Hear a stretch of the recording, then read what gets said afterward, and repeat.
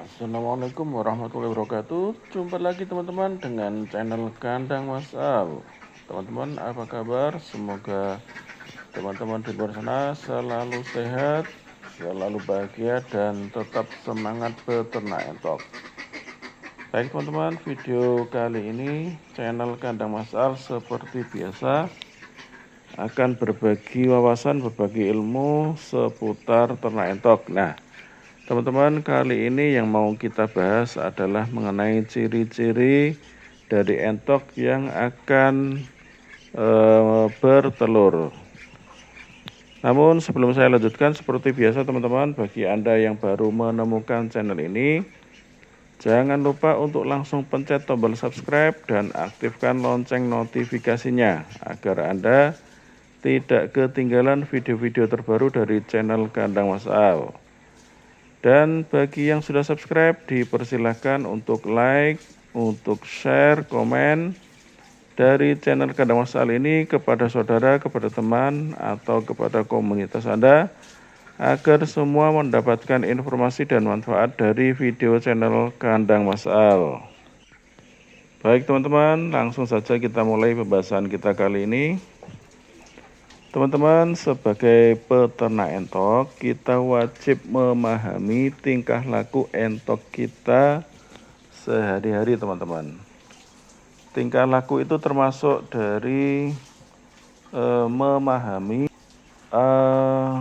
apakah kita sudah melihat tanda-tanda untuk entok kita itu mulai bertelur, teman-teman. Nah, teman-teman harus paham bahwa ada beberapa ciri-ciri indukan entok itu yang bersiap-siap untuk bertelur, teman-teman. Kita wajib untuk mengetahui tanda-tandanya itu agar kita bisa membantu mempersiapkan apa yang perlu disiapkan, teman-teman, untuk entok yang mau bertelur. Misalkan kita mempersiapkan untuk petarangannya. Nah, teman-teman, berikut ini adalah ciri-ciri daripada indukan entok yang akan memulai untuk bertelur, teman-teman.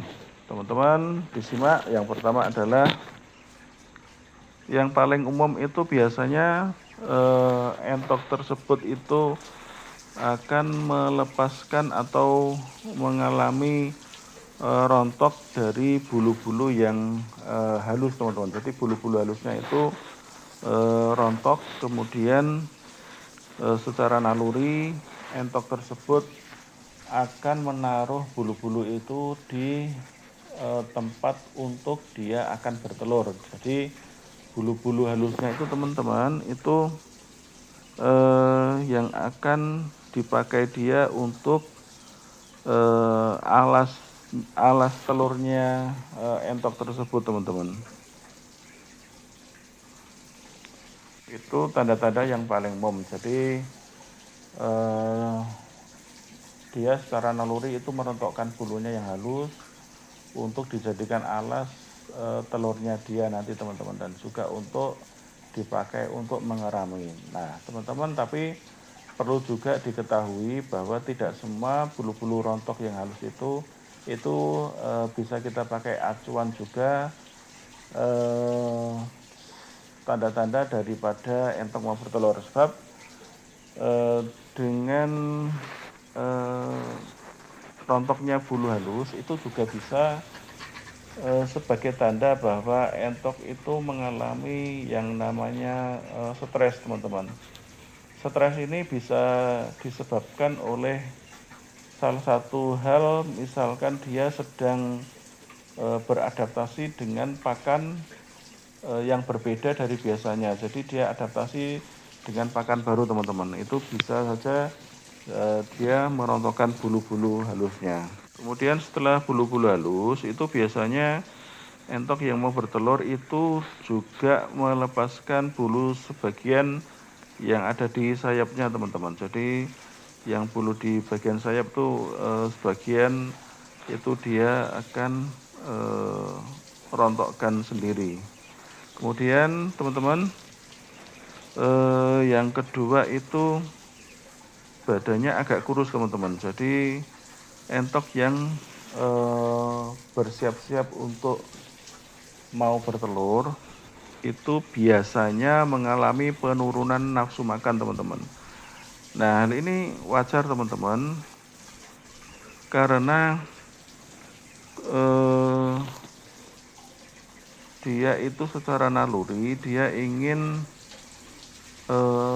melepaskan atau menghabiskan lemak yang ada dalam tubuhnya karena biar telur itu bisa lancar keluarnya atau melepaskan telurnya itu biar bisa lancar teman-teman. Biasanya teman-teman itu entok di hari-hari biasa itu kan kurang lebih mereka itu mampu menghabiskan pakan yang diberikan antara sekitar 150 sampai dengan 200 gram pakan teman-teman.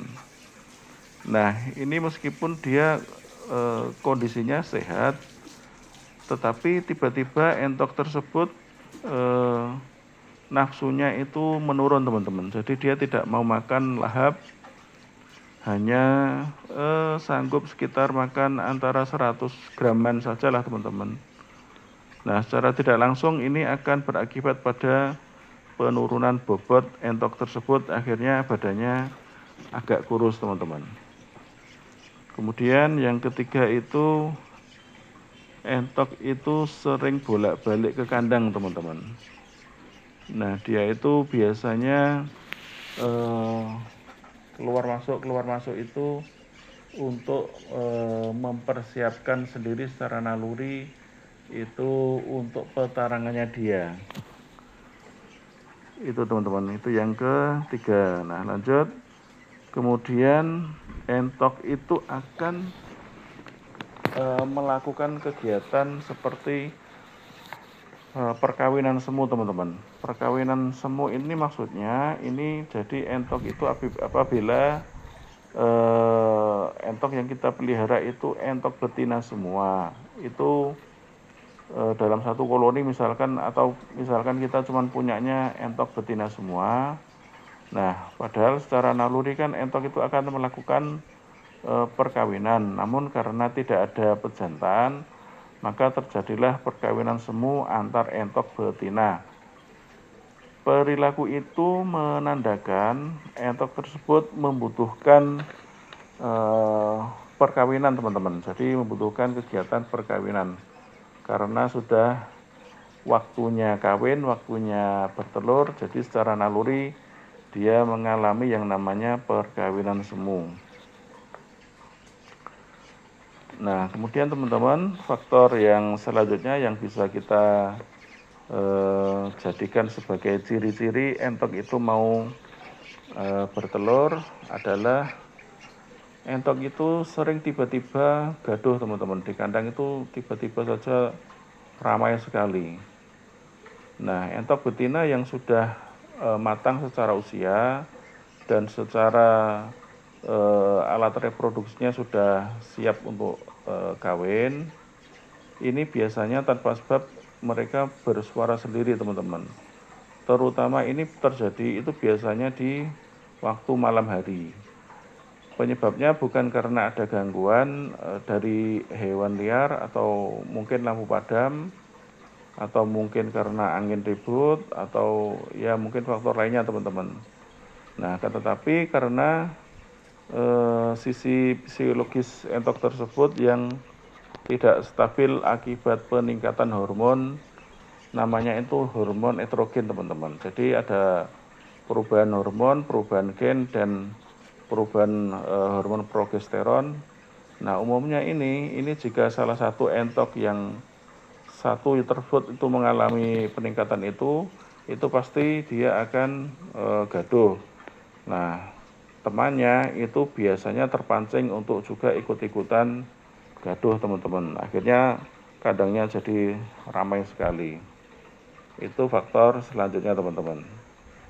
Kemudian lanjut, entok yang akan mengalami bertelur itu juga akan secara naluriah teman-teman, itu akan mengorek-ngorek tanah sendiri teman-teman. Ini naluri alami yang dilakukan entok untuk biasanya sih membuat sarang sendiri, meskipun itu percuma karena nggak mungkin bisa dipakai karena hanya cekungan kecil saja teman-teman.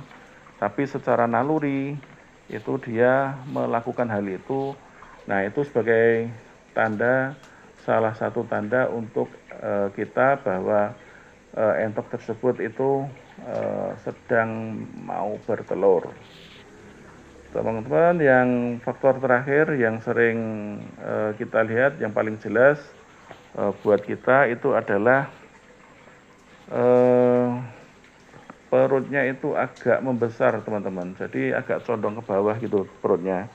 Nah, itu tanda yang paling jelas yang bisa kita pakai untuk menandakan bahwa entok tersebut sedang mau bertelur teman-teman. Nah, itu teman-teman beberapa faktornya bisa dilihat, dicek, diperhatikan ya teman-teman.